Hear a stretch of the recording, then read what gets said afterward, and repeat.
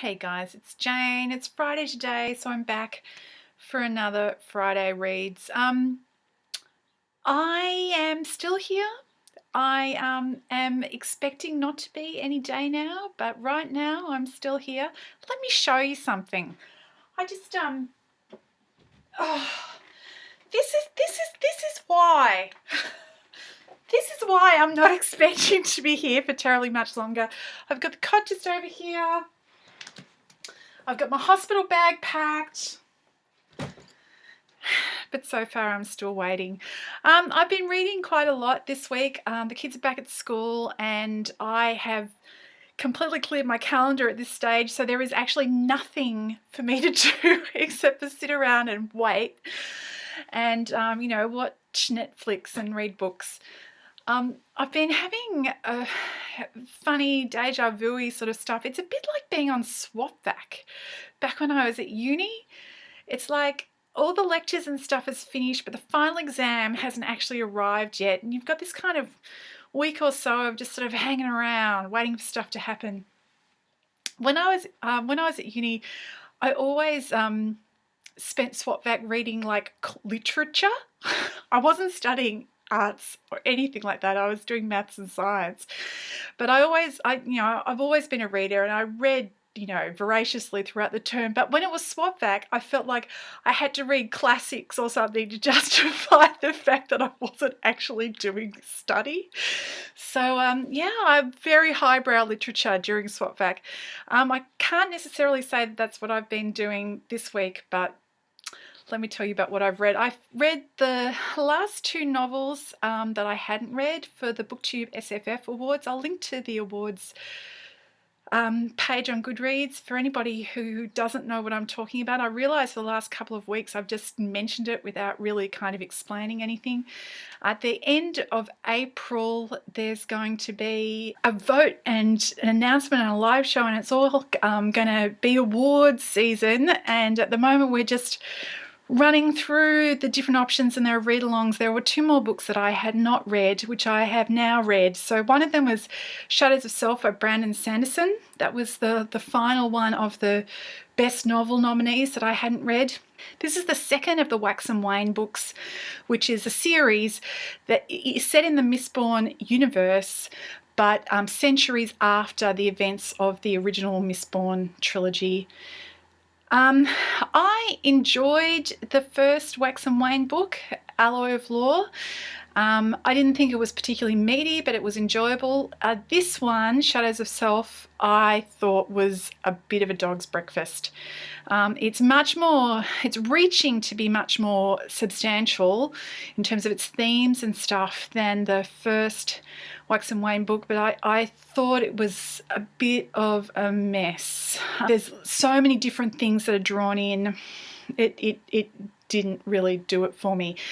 So I will not be voting for that one for Best Novel. I've now read all of the Best Novel nominees, and I'm quite happy to say that for mine, the pick of them, of the books that are up for Best Novel, is N.K. Jemisin's The Fifth Season. The second book that I read this week was Six of Crows by Leigh Bardugo, which is nominated for Best YA Novel. This one I hadn't actually heard that much about. I don't follow that many YA booktubers, so that's probably why. But it was an enjoyable surprise. It's a sort of heist story set in a fantasy world.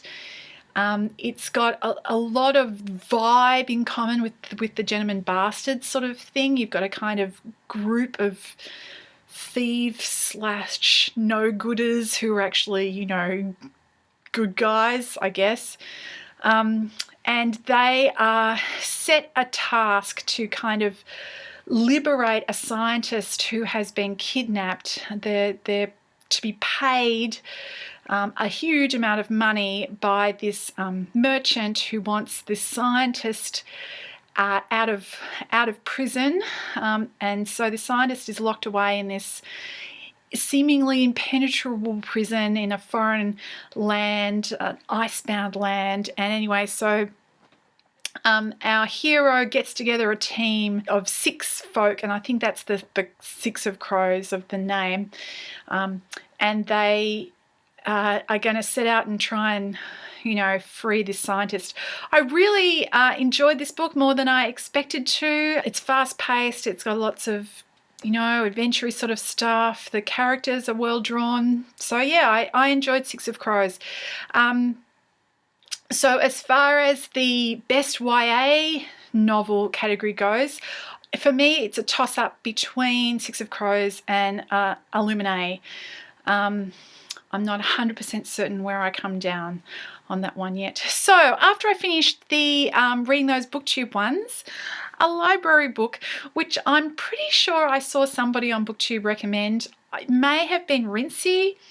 That might not be right. I'm sure I'd heard this book spoken of, and then I saw it at my library and I borrowed it. It's called The Bollywood Bride, and it's just a straight out romance. The main female protagonist is a Bollywood actress.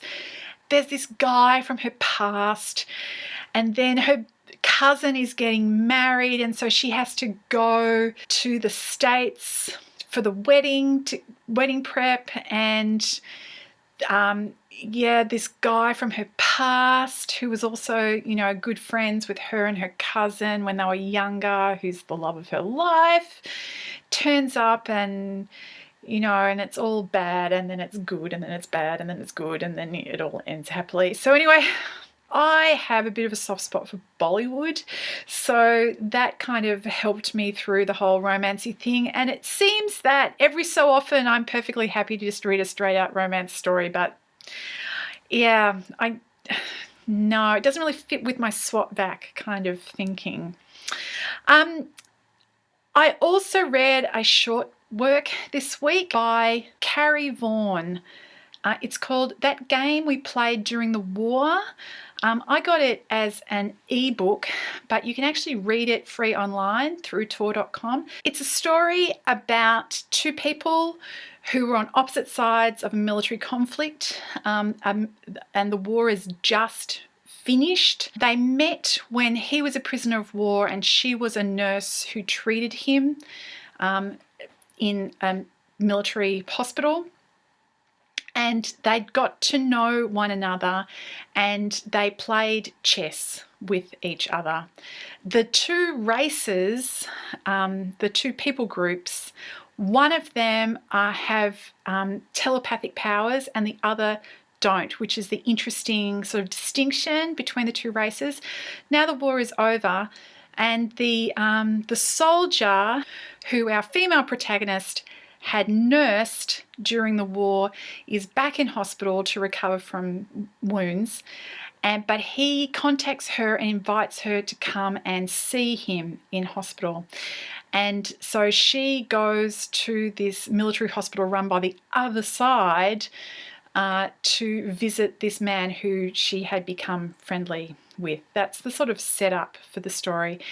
And it's short and it's well written, and it raises some interesting questions about men and women, and about communication, and about what is needed to actually create peace after conflict. The last 2 books that I read, that I finished this week, were both stonking great reads. I read the first 2 early ones of a Vorkosigan saga. This is an enormous collection of books at this stage, with a disputed reading chronology, because she published them in an order that's different from the order which is the internal chronology of the stories. So there's a whole bunch of different possibilities about how you read them. Rachel from Kalinardi made a video talking about how to begin with the Vorkosigan saga, and I am basically following her guidelines from that video. I will link to that below. So the first 2 that I chose to read were Shards of Honor and Barrayar, and they basically follow immediately one after the other, the events. So my understanding is that most of the Vorkosigan saga follow the character of Miles Vorkosigan. These two do not. Shards of Honor and Barrayar are actually about how Miles's parents meet.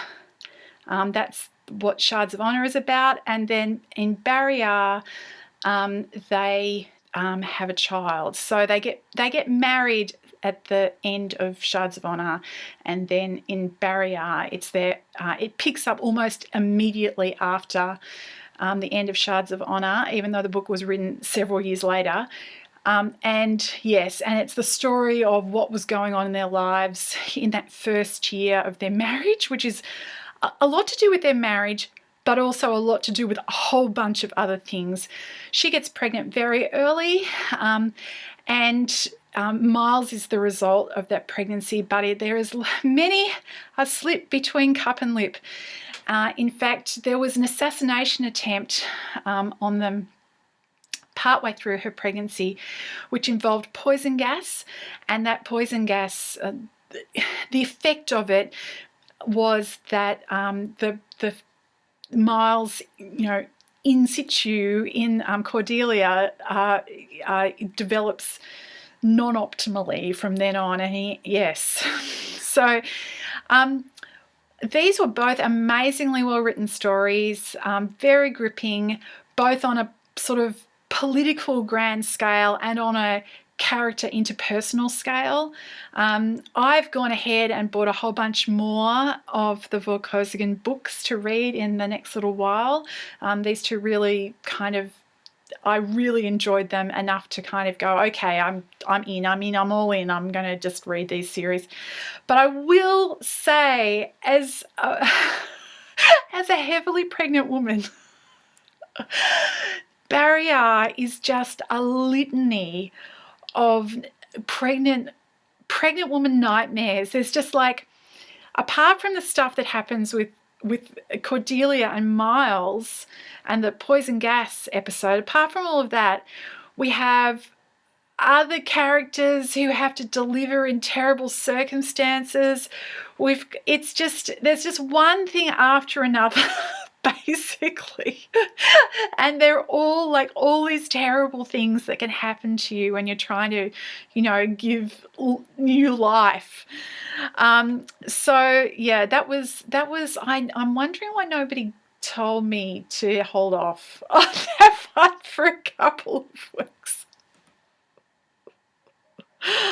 Anyway, that's what I finished this week. Now, I started reading this book off my bookshelf the other day.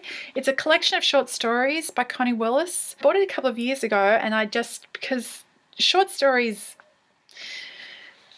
I really love Connie Willis, but I just never got around to it. So I've read the first couple of these, and that's enjoyable so far. I might come back and talk about one or two of the stories in particular when I've finished it. The other thing that I've been reading is the second of the David Weber Safehold series. So last week, I think it was, I talked about reading and enjoying Off Armageddon Reef. I've now started the second one of those, and that's what I'll be reading over the weekend, and that's called By Schism's Rent Asunder, which is a tremendously sonorous name. So yeah, that's where I'm up to. I'm waiting to see what's going to happen. It's pretty much got to be any day now. So I may or may not see you next Friday, but I hope you're all well, and I will talk to you soon. Okay, goodbye.